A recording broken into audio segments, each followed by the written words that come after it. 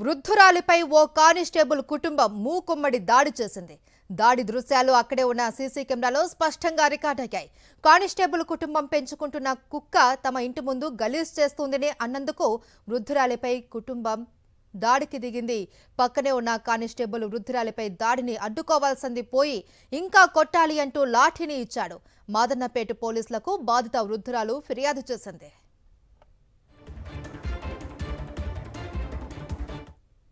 కుక్కకు ఒంటరి పోపిస్తుంటే జాలి తలుపు తీసి ఏమయ్యాలి అట్లా నిలబడి పోపిస్తున్నావు, రోజు తీసుకుపోతావు, ఇలా మా కారు మీద పోపిస్తున్నావు అన్న. ఏమైతుందే కారు మీద పోపిస్తే మన అవుతున్నా అదే ఫుట్పాత్ మీద పెట్టిన కారు నోరు మీద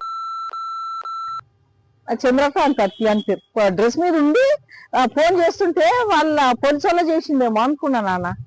అయితే వాళ్ళ చెల్లి వచ్చి కొడుతూనే ఉంది అనుకున్నావా, అట్లా కొడుతుంది వచ్చి.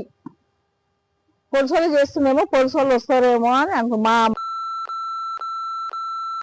కట్టేదే పైపు పైపు కట్టే పైపు, అది ప్లాస్టిక్ పైపు, నల్ల పైపు, దాంతో కొడుతుంది వాళ్ళ చెల్లె. నేను చికాంచుకొని ఇంట్లో కొట్టుతుంటే దాంతో కొట్టింది ఆయన. అట్లా చుట్టూ తిరిగి ఇట్లా ఇట్లా ఇట్లా వచ్చి పోలీస్ స్టేషన్ కంప్లైంట్ ఇచ్చింది.